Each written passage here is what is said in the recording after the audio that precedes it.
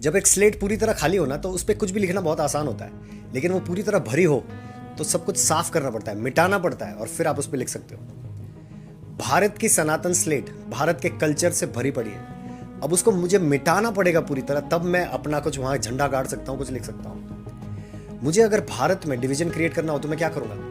ब्राह्मणों को शूद्र से, ब्राह्मणों को क्षत्रिय से, क्षत्रियों को वैश्य से, सबसे लड़ा दूंगा एक दूसरे से, जातिवादी बोल के। हालांकि ये सब काम है, क्षत्रियों का काम है to protect the society, protect the country. शूद्रों का काम है एम्प्लॉयमेंट, जितनी भी एम्प्लॉयमेंट है ऑल अराउंड यू, सारे एम्प्लॉइज वो सब शूद्र हैं। वैश्यों का काम क्या है? बिजनेस करना, टैक्स भरना।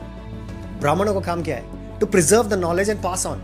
सबके अपने अपने इंडिविजुअल काम है। कोई भी रिस्पेक्टिवली शूद्र भी पढ़ लिख कर ब्राह्मण बन सकता है and can teach, can pass on the knowledge. ये सब काम के हिसाब से डिवाइडेड एक कैटेगरीज है, ठीक है। मुझे इसको डिवाइड करना हो सीधा भड़काऊंगा। आपको पता है बाहर क्या रेट चल रहा है ब्राह्मणों की लड़कियों का?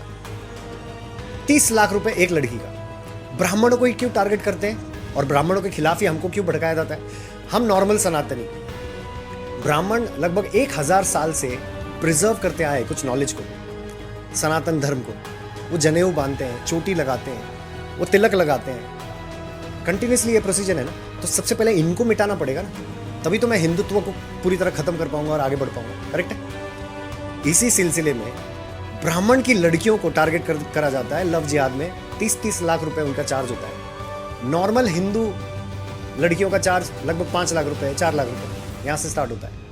You must watch this movie Kashmir Files, you will get to know the reality what is happening around you. इसलिए बड़े बड़े कॉर्पोरेट कंपनीज जिन्होंने बाहर से इन्वेस्टमेंट ले रखी है ना, इन्हीं लोगों से, जैसे लेंसकार्ट ने ले रखी थी अबू धाबी इन्वेस्टमेंट अथॉरिटी। अब मार्च 2023 में $500 मिलियन उठाए लेंसकार्ट ने। 10% स्टेक है एडीआई कंपनी का लेंसकार्ट के अंदर। तो उनके टर्म्स कंडीशंस में इनको काम करना भी पड़ेगा। अब जैसे ये बात ओपन होती है, he definitely apologises as well as allows Hindu sanskriti to कम इन। लेकिन पॉइंट क्या है पता है आपको? कि हमको आपस में भड़कना नहीं है। We have to take care of this fact कि अगर ब्राह्मण हमारे पास घर में पूजा करवाने आ रहा है तो दिल से उसको 10,000 रुपये देने चाहिए या 5100 रुपये देने चाहिए, गिनना नहीं चाहिए। उसका कारण बहुत बड़ा है। 1000 साल की एट्रॉसिटीज सहन करने के बाद, मुगलों के टाइम पे, उसके बाद ब्रिटिशर्स के टाइम पे, उन्होंने नॉलेज को प्रिजर्व रखा है ना। आपको और मुझे क्या पता है हिंदुत्व के बारे में? अगर हम आपस में ही ये सब समझेंगे ना तो बाहर का कोई भी आदमी अपना झंडा गाड़ नहीं सकता।